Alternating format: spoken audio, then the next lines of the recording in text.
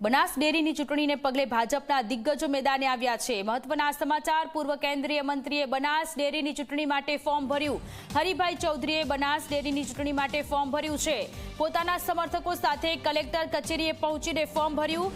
10 ઓક્ટોબરે બનાસ ડેરીના 16 ડિરેક્ટરોની ચૂંટણી યોજાવાની છે। પાલનપુર બેઠક પરથી હરિભાઈ ચૌધરીએ ઉમેદવારી નોંધાવી। હરિભાઈ ચૌધરીએ ફોર્મ ભરતા ડેરીની ચૂંટણીમાં ગરમાવો આવ્યો છે।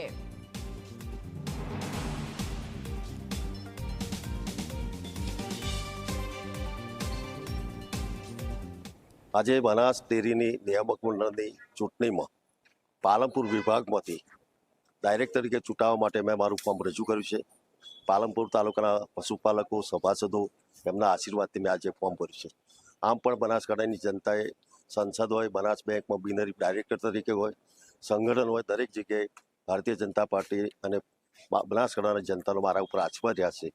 મને વિશ્વાસ છે કે પાલનપુરના પશુપાલકો, બનાસકાંઠાના સભાસદો બધા મારા પર આશીર્વાદ રાખશે અને હું પાલનપુર વિભાગમાંથી ડાયરેક્ટરની ચૂંટણી ભારે બહુમતીથી જીતીશ। પ્રદેશ ભાજપમાં પણ ઉપાધ્યક્ષ તરીકે કામ કરેલું છે અને પ્રદેશ ભાજપ પણ મને ઘણો આશીર્વાદ છે। આ વખતે પણ મેં ફોર્મ ભર્યું છે, પણ મારી પાર્ટી ભારતીય જનતા પાર્ટી પ્રદેશના આગેવાનો જે નિર્ણય છે મારા શિરોમાને છે, પણ મને વિશ્વાસ છે કે પાલનપુરના પશુપાલકો મને જીતાડશે।